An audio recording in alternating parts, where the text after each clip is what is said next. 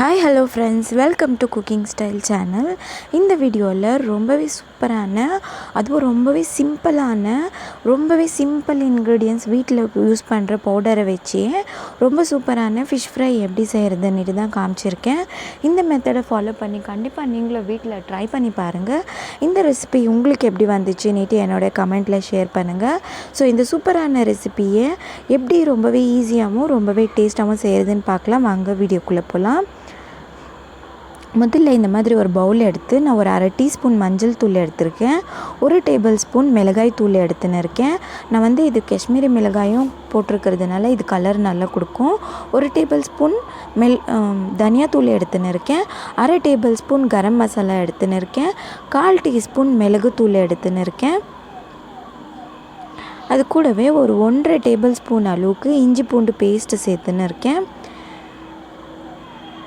இப்போ ஒரு 1/2 எலுமிச்சை பழத்தை நல்லா பிசைஞ்சு விட்டுக்கிறேன்.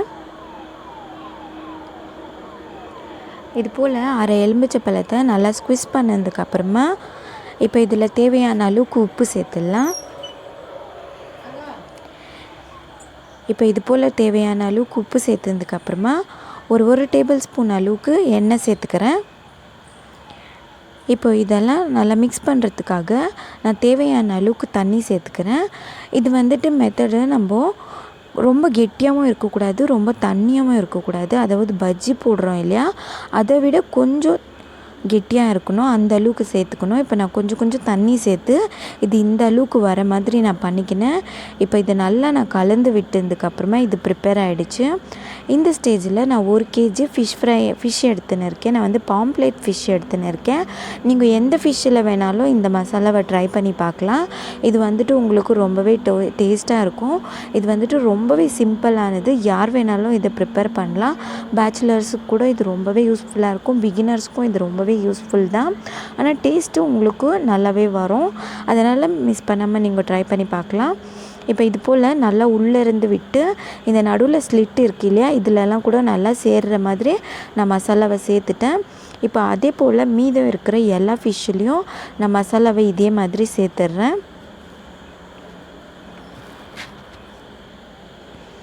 இது மாதிரி உள்ளேருந்து சேர்க்கறதுனால இதில் நம்மளுக்கு மசாலாலாம் கம்ப்ளீட்டாக மிக்ஸ் ஆகும். இப்போ இது மாதிரி சேர்த்துட்டதுக்கப்புறமா எல்லா ஃபிஷ்ஷையும் ரெடி பண்ணிட்டேன். இப்போ இது போல் ரெடி பண்ணதுக்கப்புறமா இதை நம்ம மினிமம் 1 ஹவர் நான் ஃப்ரிட்ஜில் ஊற வைக்கிறேன், ஃப்ரிட்ஜில் மேரினேட் பண்ணுறேன். நீங்கள் வெளியே வைக்கிறதா இருந்தால் ஒரு 2 ஹவர் வைக்கணும். அதனால் நான் இந்த மாதிரி ஒரு பாக்ஸில் சேர்த்துட்டு ஃப்ரிட்ஜில் ஸ்டோர் பண்ணுறதுனால உங்களுக்கு சீக்கிரமாக மேரினேட் ஆகும்.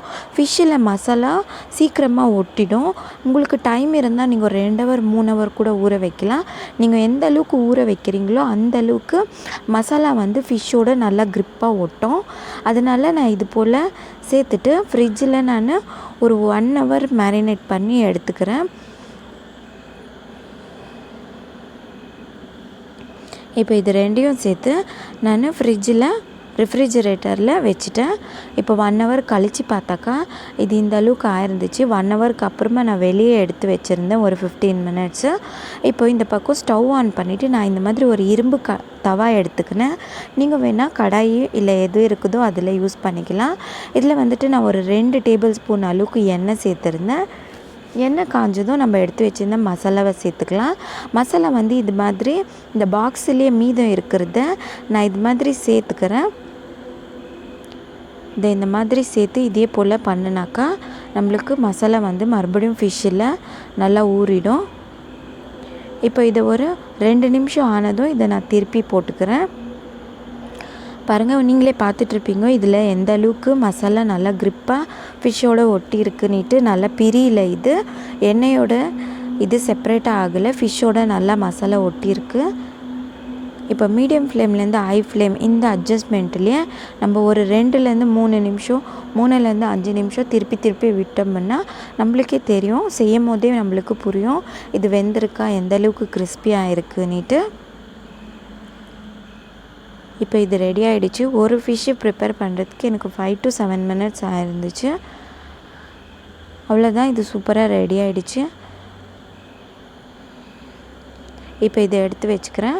அதே போல் மீதம் இருக்கிற ஃபிஷ்ஷையும் செய்யலாம். இப்போ நான் 2வது ஃபிஷ்ஷை அதே மாதிரி செய்கிறேன். இப்போ இதையும் ஒரு 2லேருந்து 3 நிமிஷம் முன்ன பின்ன ஃப்ரை பண்ணி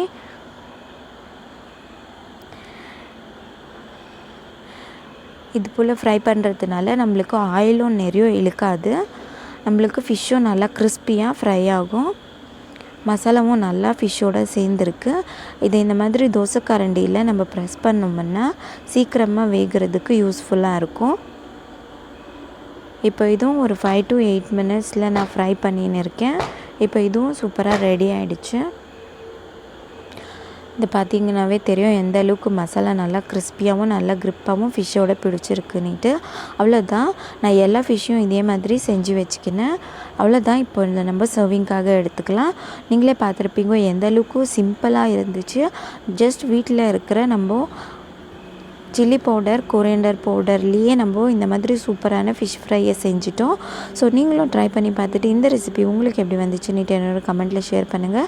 இந்த வீடியோ உங்களுக்கு பிடிச்சிருந்தால் லைக் பண்ணுங்கள், உங்களோட ஃபேமிலி அண்ட் ஃப்ரெண்ட்ஸோட ஷேர் பண்ணுங்கள். நீங்கள் இன்னும் என்ன சேனலை சப்ஸ்கிரைப் பண்ணலைன்னா சப்ஸ்கிரைப் பண்ணிவிட்டு பக்கத்தில் இருக்கிற பெல் சிம்பலையும் ப்ரெஸ் பண்ணிவிடுங்க. தேங்க்யூ ஸோ மச் ஃபார் வாட்சிங்.